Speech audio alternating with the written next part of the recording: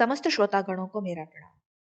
आज हम श्रीमद् भगवत गीता जी के द्वितीय अध्याय के 41, 42, 43 एवं 44वें श्लोक का अध्ययन करें। तो शुरू करते हैं।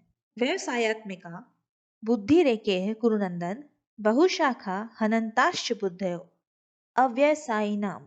यहाँ श्री कृष्ण जी अर्जुन जी को समता समबुद्धि के बारे में बता रहे हैं।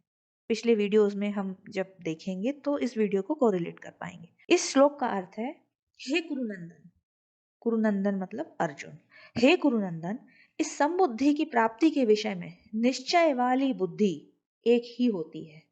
जिनका एक निश्चय नहीं है, ऐसे मनुष्यों की बुद्धियां अनंत और बहुत सी शाखाओं वाली होती हैं। इस श्लोक में श्री कृष्ण जी अर्जुन जी को समझा रहे हैं कि कामना के कारण मनुष्यों की बुद्धियां अनंत होती हैं और वे बुद्धियां भी अनंत शाखाओं वाली होती है। जैसे पुत्र प्राप्ति करनी है, यह एक बुद्धि हुई। पुत्र प्राप्ति करने के लिए औषधि का सेवन करें कि मंत्र का जाप करें या पूजा पाठ करें या किसी का आशीर्वाद लें, ये अनंत शाखाएं हो गई।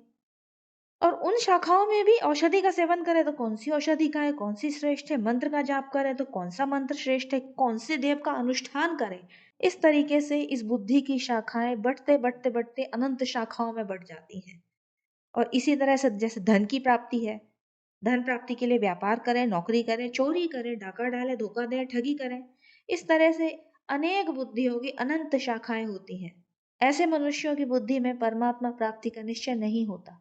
जब तक मनुष्य का एक उद्देश्य नहीं होता तब तक उसके अनंत उद्देश्य रहते हैं और हर एक उद्देश्य की अनेक शाखाएं होती हैं, उनकी अनंत कामनाएं होती हैं और एक एक कामना की पूर्ति के अनंत उपाय होते। अगले श्लोक में प्रभु इस चीज को स्पष्ट कर रहे हैं कि मनुष्यों की बुद्धियां अनंत क्यों होती हैं। मनुष्य मतलब अव्यवसायी मनुष्य, अव्यवसायी मतलब जिनकी बुद्धि निश्चित नहीं है। अगला श्लोक है, यामिमां पुष्पितां वाचम प्रवदन्य विपश्चितः वेदवादर्थः पार्थ नान्यदस्तीति वादिनः कामात्मानः स्वर्गपरा जन्म जन्म कर्म फल प्रदान क्रिया विशेष बहुलाम भोगैश्वर्य गतिम प्रति। अर्थात हे प्रथानंदन, जो कामनाओं में तन्मय हो रहे हैं, स्वर्ग को ही श्रेष्ठ मानने वाले हैं, वेदों में कहे हुए सकाम कर्मों में प्रीति रखने वाले हैं, भोगों के सिवाय और कुछ है ही नहीं ऐसा कहने वाले हैं, वे अविवेकी मनुष्य इस प्रकार की जिस पुष्पित पुष्पित मतलब दिखाऊ शोभायुक्त वाणी को कहा करते हैं, जो कि जन्म रूपी कर्म फल को देने वाली है तथा भोग और ऐश्वर्य की प्राप्ति के लिए बहुत सी क्रियाओं का वर्णन करने वाली है। यहाँ पे एक शब्द का उपयोग किया है, कामात्मानः, मतलब वे कामनाओं में इतने रचे पचे मनुष्य कि वे कामना के रूप ही बन जाते हैं। उन्हें अपने आप में और कामना में भिन्नता नहीं दिखती।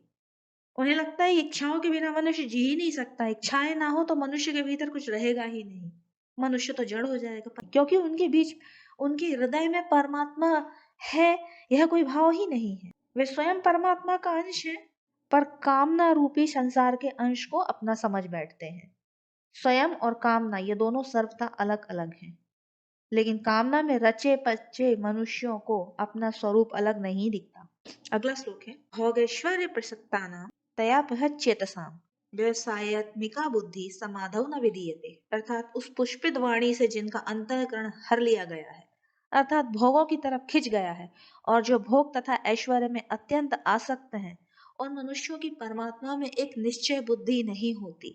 देखिए इस श्लोक में एक बहुत ही गहन बात छुपी हुई है। श्री कृष्ण जी ये नहीं कह रहे हैं कि हर व्यक्ति अपना संसार छोड़ दे, भोग विलास छोड़ दे, जो मिल रहे हैं सुख उन्हें भी ना भोगे, केवल परमात्मा की भक्ति। प्रभु का कहना केवल इतना है कि जो सामने मिल रहा है उसे हमें उसी रूप में भोगना है कि वह सुख भी हो और उसमें हमारी आसक्ति भी ना हो। जो मनुष्य जन्म का असली ध्येय है, जिसके लिए मनुष्य शरीर मिला है, उस परमात्मा को ही प्राप्त करना है।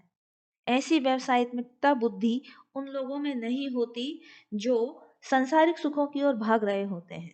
अर्थात अपने कल्याण में यदि कोई बाधा है तो वह है भोग और ऐश्वर्य की इच्छा। जैसे जाल में फंसी हुई मछली आगे नहीं बढ़ सकती, ऐसे ही भोग और संग्रह में फंसे मनुष्य परमात्मा की तरफ नहीं बढ़ सकते। इतना ही नहीं, भोग और संग्रह में आसक्त मनुष्य परमात्मा की प्राप्ति का तो निश्चय भी नहीं कर सकता। जो संसार को सच्चा मानता है उसके लिए कर्मयोग शीघ्र सिद्धि देने वाला है। कर्मयोगी अपने कर्तव्य कर्मों के द्वारा संसार की सेवा करता है और प्रत्येक कर्म निष्काम भाव से केवल दूसरों के हित के लिए करता है। वह दूसरों के सुख से प्रसन्न और दुख से करुणित होता है। उसमें भोग की इच्छा नहीं होती और संग्रह की भी नहीं। मिलते हैं अगले वीडियो में। अगले श्लोकों के साथ। धन्यवाद।